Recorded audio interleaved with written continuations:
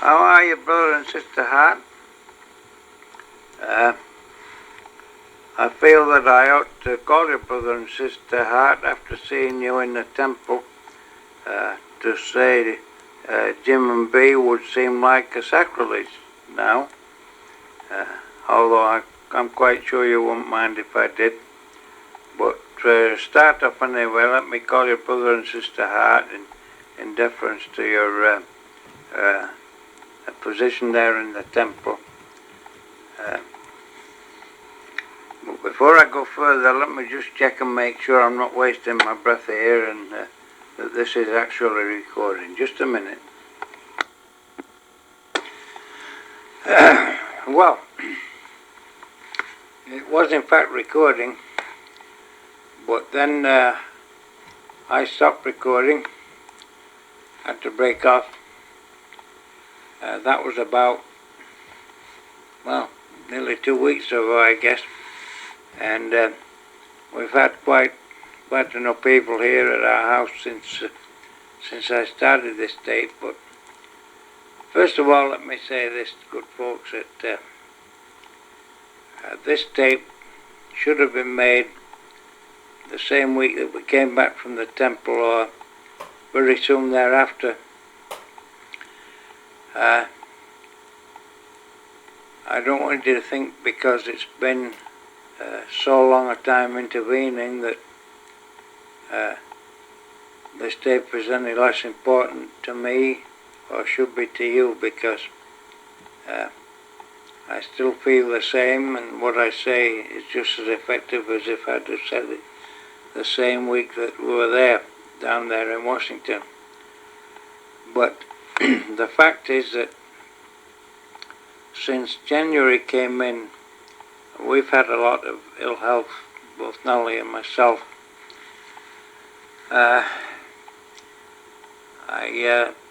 As you know, when I was down there, I had a very bad neck, and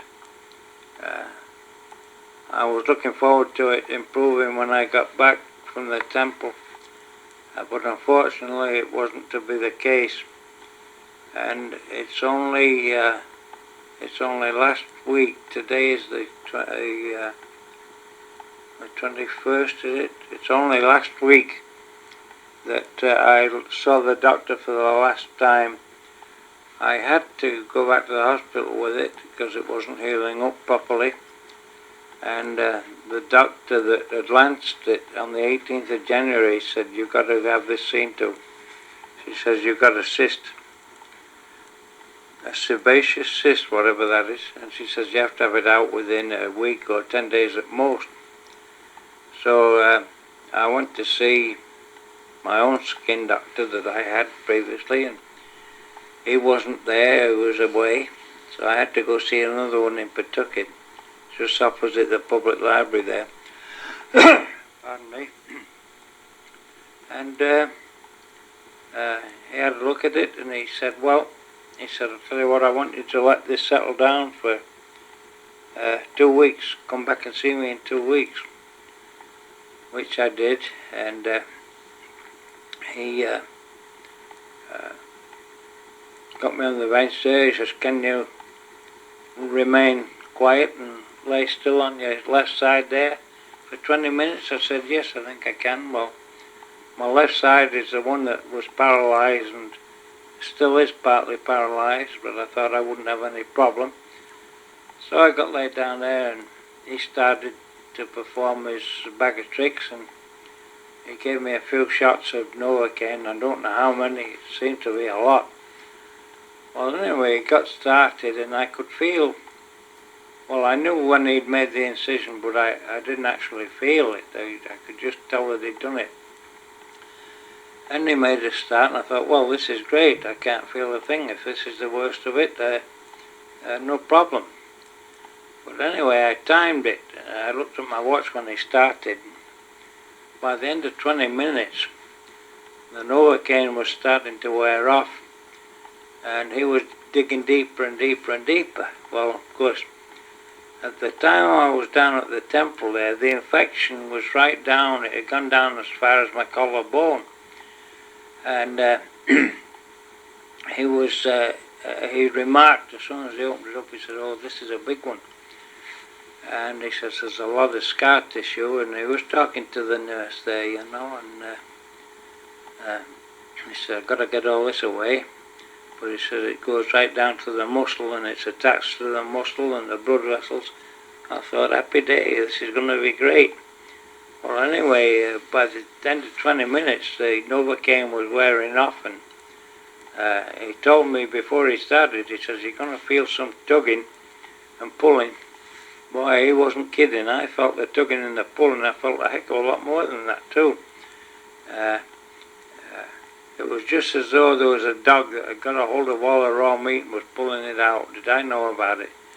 And it took a total of 40 minutes to before he finally closed it up. Well, as I say, I've only just seen him for the last time last week, and it seems to be going on all right. I hope so, because if he didn't get it all out, he says it would come again.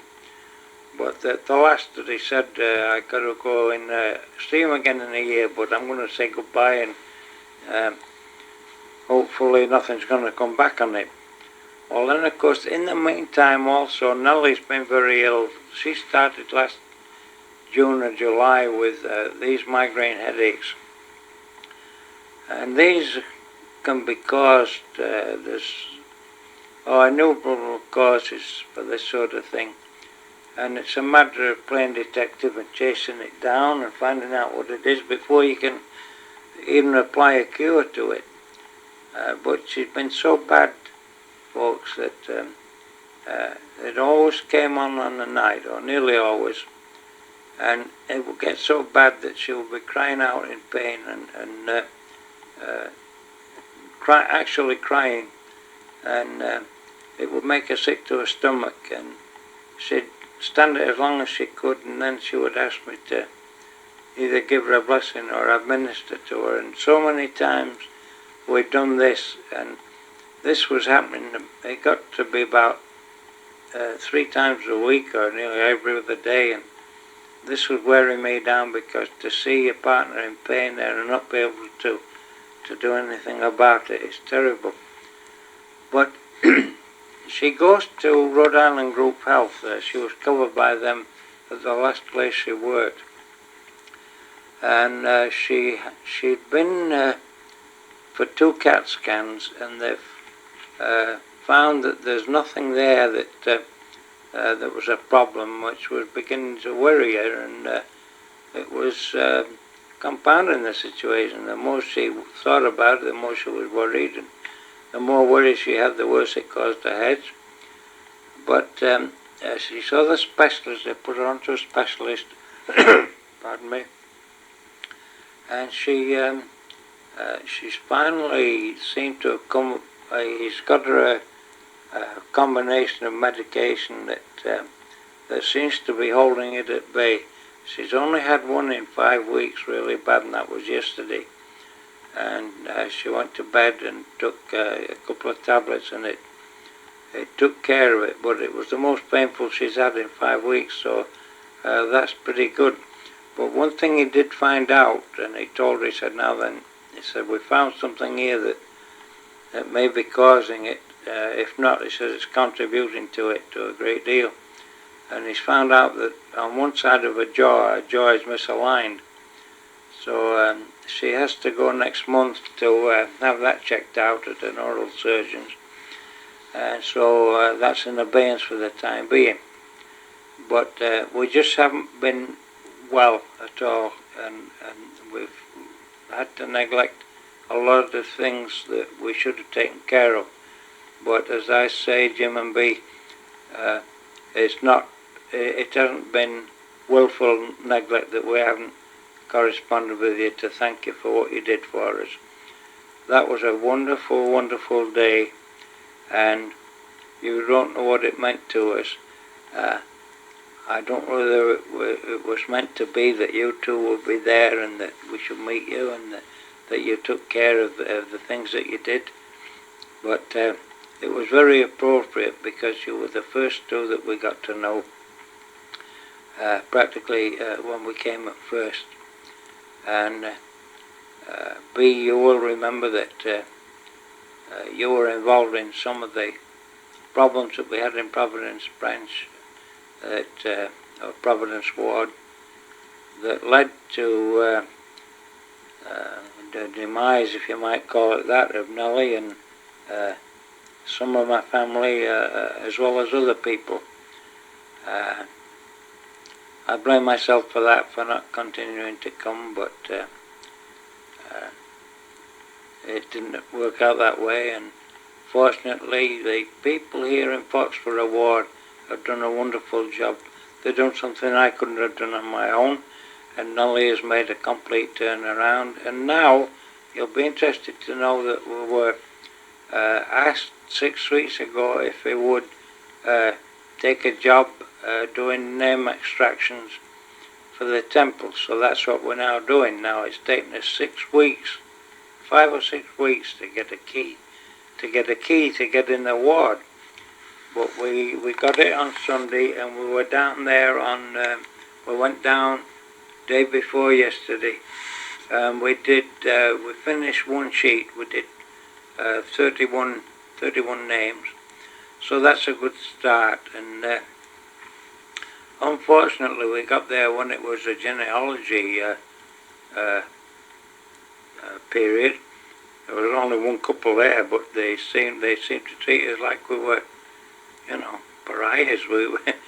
We as though we shouldn't have been there. But we were told when we were given the job that we could, once we got a key, we could go when we wanted in our own time. But anyway, now we know their schedules. We'll keep away from that, and we'll go when there's nobody else there. But we felt that we'd done a good job, and it makes you feel good, we're getting up in years now, and there's not a lot that we can do. Nellie can't drive, so I have to take her there, but we work as a team, and we feel like we're accomplishing something and sort of earning our keep in the church, and we're glad to be able to do it. Now, as I said when I started this tape, that we'd had enough evil. I was supposed to have had my eyes operated on a week ago today. Dr. Lambert was going to take the cataracts off one eye anyway, last Thursday. Today is Thursday. He was going to do it last Thursday and do me an implant. But a week last Monday I had to go down to South Weymouth, to his office, for tests and that, which they did. But my blood sugar was too high, and they called me up the following day to say that they couldn't operate till I got it down. So I've been on a diet this last week, and I've certainly reversed the sugar situation. At least on my urine tests, I've got it right down to practically normal. But of course, that's not your blood sugar test. I've had that done again today, and hopefully that's gone down low enough so that my own doctor can tell Dr. Lambert to go ahead with it and reschedule another appointment for it. I've also been troubled this last few weeks with somewhat of a heart condition, and so I went to my doctor, and he scheduled an appointment today with the cardiologist, and I've been on the treadmill, and so I'm waiting till tomorrow to find out the result of that. But I believe that my blood pressure has gone down a great deal since I was at Weymouth, so I'm waiting till tomorrow to get a report on that. But I'm still stood up, folks, so don't worry. I'm still on the go and taking care of myself. When I say heart problem, I don't want you to think that I've had a heart attack or anything like that. It's I've always been one to look after myself, and if I've any doubts at all, I look into it and try and get it rectified or take preventative action. So that's the situation health-wise as it is. Alright, let me just have a breather. Well, I guess it won't be long now before you're coming back home. And I don't know how you feel about that. After what I saw in the temple, it's going to be a very big change for you, both in Cumberland and in your lifestyle, and well, everything in general. The world seems to be so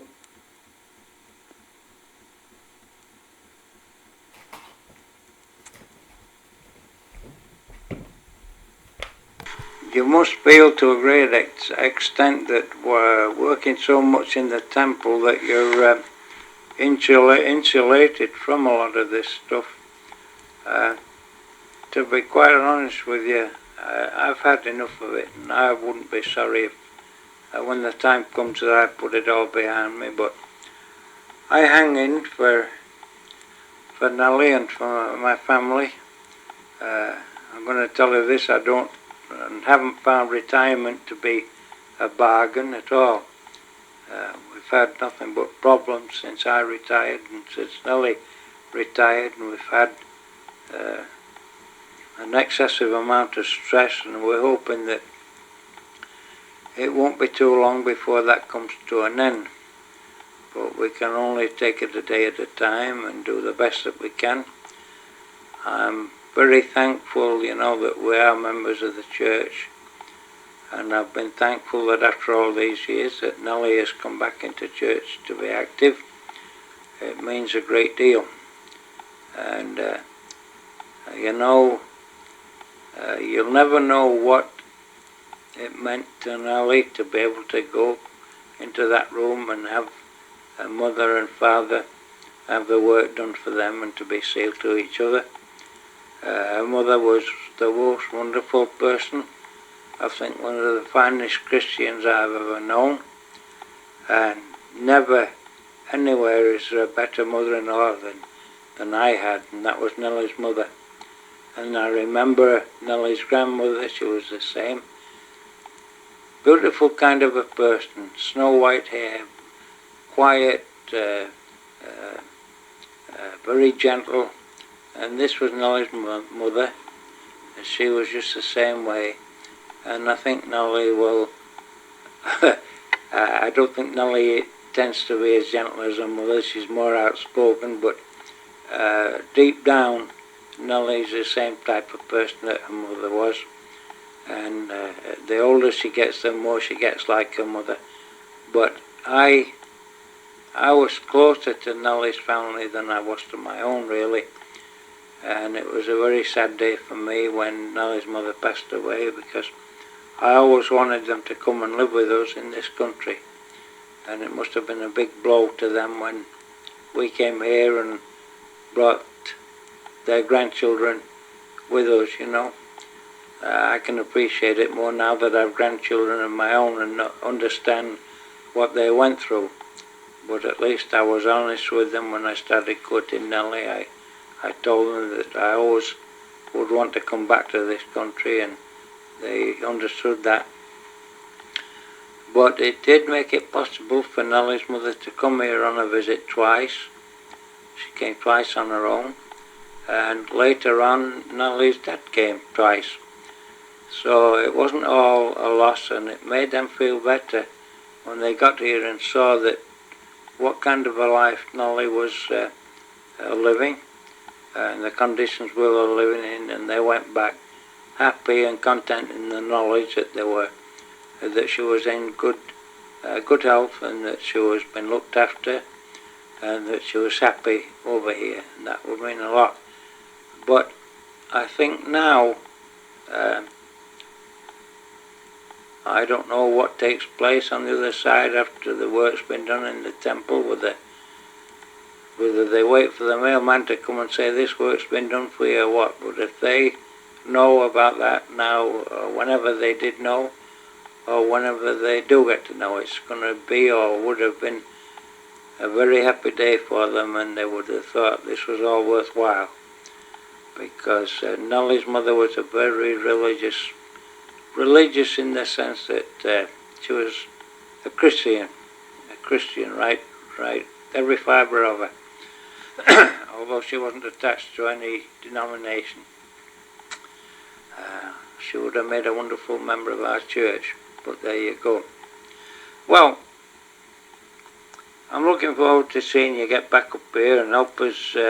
You're going to have to take over where I left off up at the fish and chip shop, because that's a no-no for me now. I can't have any more fish and chips. But they're still as good as ever, and the price is as good as you can find anywhere around here. I haven't bumped into the greenhouse for quite some time, but I suppose they still go up there. But as I say, the fish and chips are just as good as ever. The price is good by comparison to other places, and you're going to have to take up, and I'm quite sure that you won't have forgotten the way up. You won't have forgotten how to get up there, will you? And that'll be one of your prior commitments when you get back, to go up there and have a good meal. I envy you, believe me. As for us, I want you to know that we're going to England.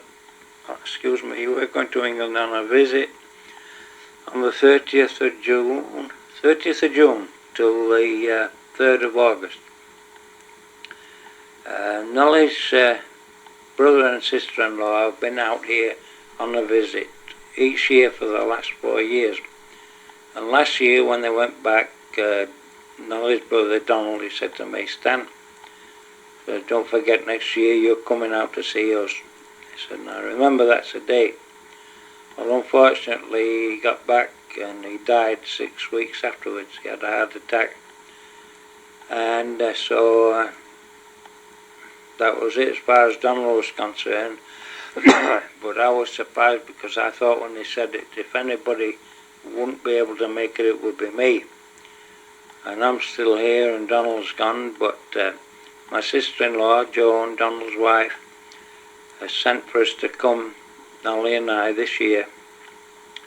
And Elaine and Denny and family are going, and our Louise is going. And they're going to go, we're going to go on the Wednesday, they're going to follow on the Friday. They're having 2 days in London. And then when we get there, we're going straight across to Cornwall on the southwest of England for a week, and they're going to meet up with us there with Nolly's sister-in-law. She's coming down from Yorkshire, and then we're all going up in a minibus from there at the end of the week from Cornwall up to Yorkshire. And so it's going to be a big thing for us, and it probably be the last time I see England. Who knows? But that's a wonderful thing to look forward to, and I'm appreciative of the fact very much, and looking forward to it.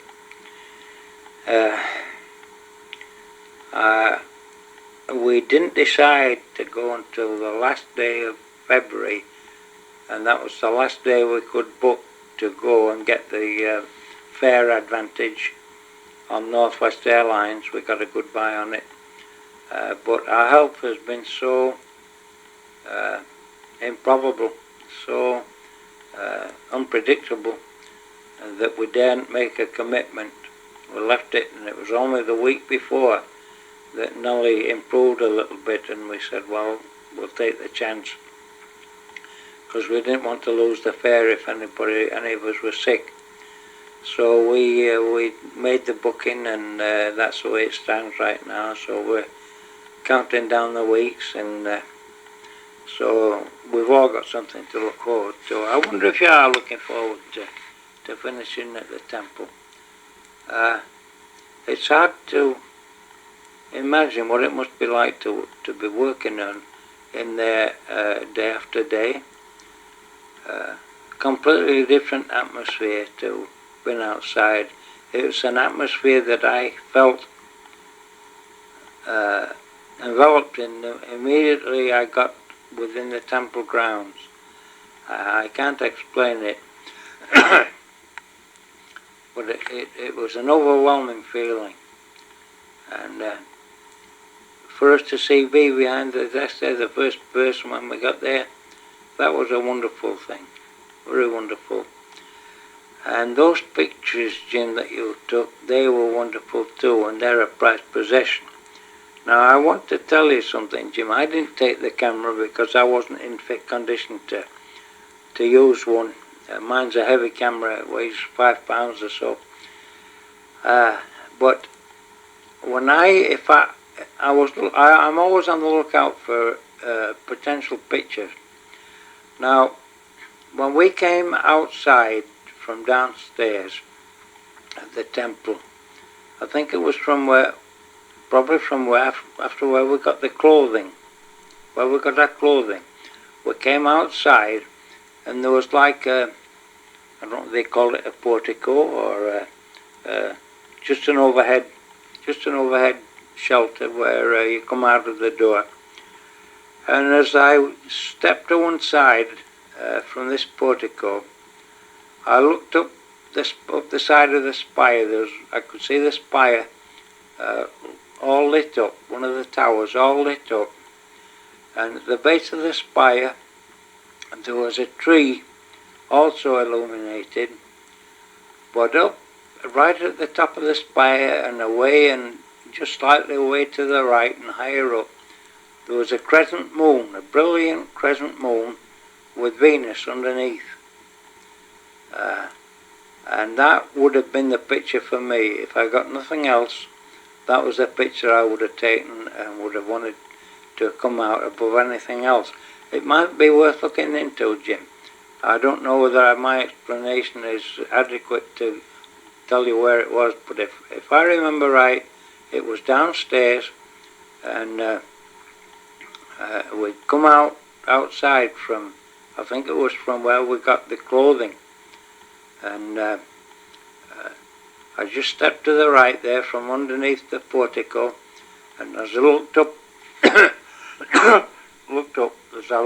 with the temple behind me, I could look up and see this spire just ahead and to the left of me, all illuminated, and at the bottom there was this big tree, what seemed to be quite big anyway, all illuminated.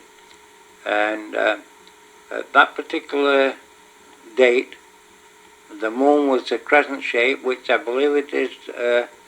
It might be at this point now, this date again. But it was a crescent moon and a very brilliant Venus immediately underneath. And what a picture that would have made. And unfortunately I didn't have my camera with me, so that's an opportunity lost. But it's something to keep in mind for some other time. Now then, I don't know how much time I've got left on this tape. Just hold on a minute. I was in the Star Market 2 or 3 weeks ago, and I brushed shoulders with a fella, and I said, "Excuse me, I'm sorry." And he looked up at me, and he was a tall fella, he would have been taller than I am, but he was stooped, fairly stooped. And he spoke to me and said, "Hey, it's Stan." And it was Bill Aaron. And we just bumped into each other, and I'd never recognised him. Of course, my eyes aren't good now anyway. Even since I saw you, they've deteriorated. I've got what do they call it? Oh, my mind since I had this stroke. Cataracts. I've got cataracts now, you know, and they've dimmed my vision quite a bit. And of course, I never expected to see Bill at this end of the, you know, where I live, because he lives in Esmond now. But there he was, large as life, and of course he used to be my home teaching companion, a chap I always liked and respected, and so it was a pleasant meeting, however short. I don't know if or when I shall get down to the temple again. I know Louise and Nellie are hoping to come down again this year, but it'll be after you come back home. probably in October, it's back end of the year, somewhere like that. But of course I can't, I never was a good traveller by bus. I get sick, and so does Louise. On the last trip down there, Louise came back with us on the train. But of course we went on the train both ways because Nellie and I both have a pass, an Amtrak pass from my working days, you see, and so it's convenient it's convenient in one way, but we still have to get up to the temple or the hotel from the station. But it does, it's more comfortable for me because I have a brace on my leg and I don't walk too good or too far. And I can stretch out on the train and it's much more comfortable than, they tell me it's a very rough situation going by the temple bus. Well, this tape is dangerously close to the end, so I've got to make a hasty goodbye here and wish you all the best and God bless. Look after yourselves and we'll be seeing you soon. Bye bye for now.